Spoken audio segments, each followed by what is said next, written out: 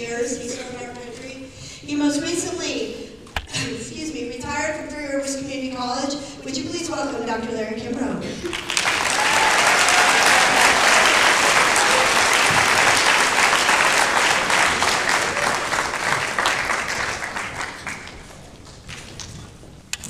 Good morning.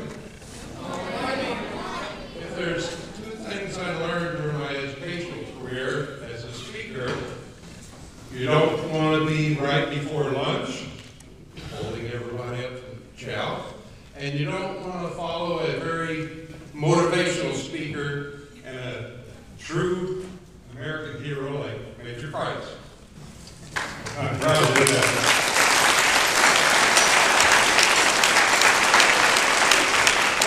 November 11th is Veterans Day.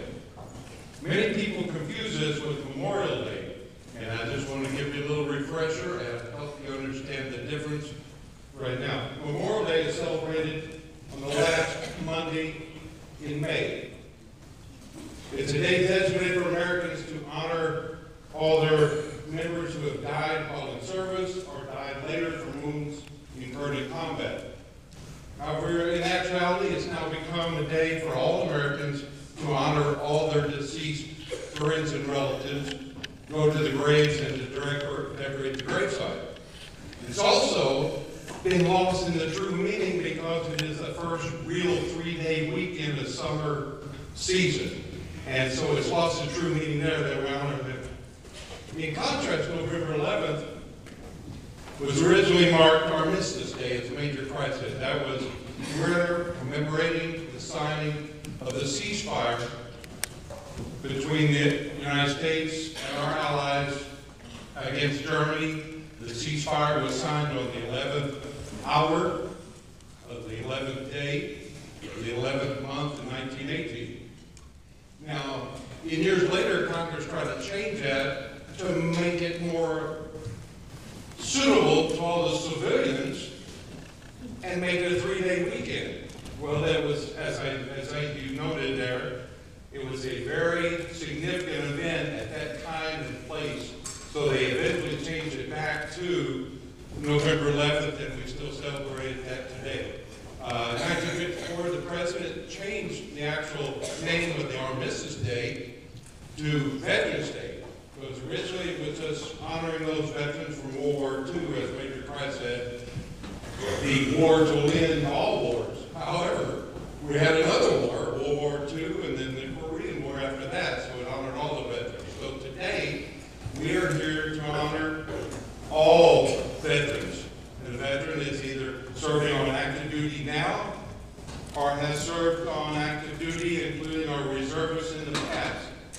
I was stunned to see the number of you students at Rose that had a relative that served in the military.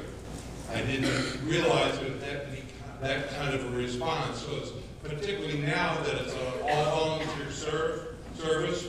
Everybody serving in Afghanistan and Iraq today are actual volunteers. There's no draft, there's no forced entry, so those are to be recognized too. Now, since we are recognizing veterans, I would like particularly for all the veterans either stand if you're in the audience or step forward if you're along the wall, and please don't be shy. From all branches of service, active, retired National Guard, please stand up and come forward along the wall. Let's give them a round of applause.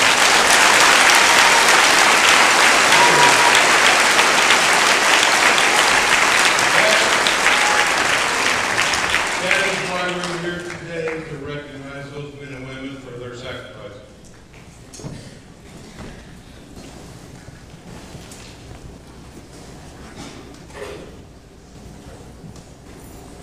I had a long speech prepared, and then when the teachers told me yesterday to keep it short because all the students were just dying to hurry to get back to class, so I didn't cut it down. Oh, maybe it was I know it wasn't the teachers that hurry back, we want to get back to class. Okay, I have a story. A military veteran, the military veterans decorations, which you see me wearing today, today, you saw Major Price.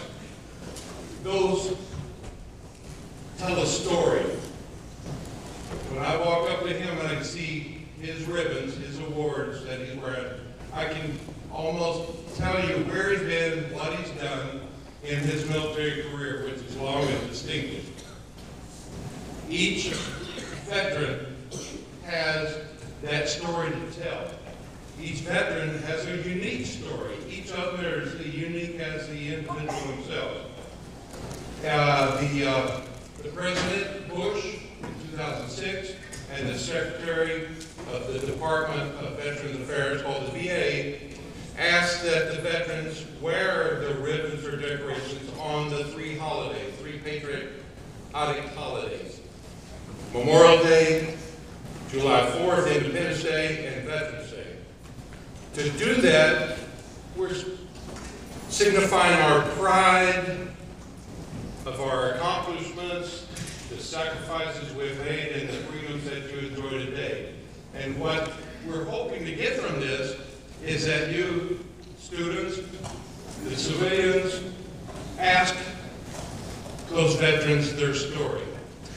Ask your father, your grandfather, your aunt, your uncle, your grandmother, your mother, your brothers and sisters about their awards. If they don't have them out, if they're not on display at home, ask them to get out of their dresser drawer in the bedroom and show you, to talk about those.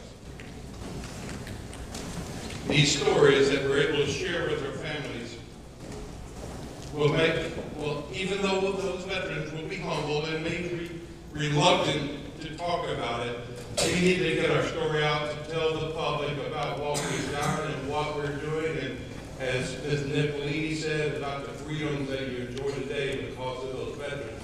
And that's why we're here to recognize them today. I feel honored to have been given the opportunity to serve 28 years in the military, all of that in the Navy. Not only all of my adult life like Major Price, but some of my teenage years, because I did join right out of high school in Poplar, Bluff, and retired in 1996.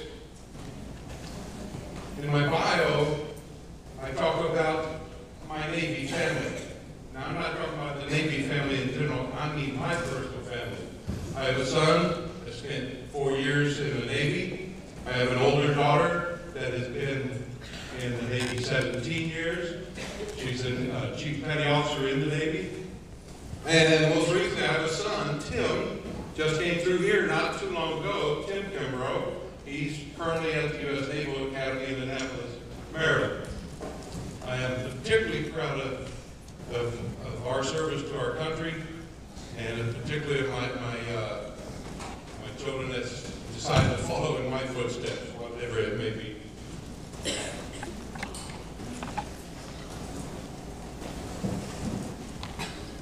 It's sometimes gets a little hard to talk about the veterans, my fellow veterans, particularly knowing the ones we've lost during wartime, of course, but even in peacetime during actual training exercises. They're not here today to be recognized and to be honored, and for that I feel a sort of sadness today, mixed emotions with the happiness and the joy.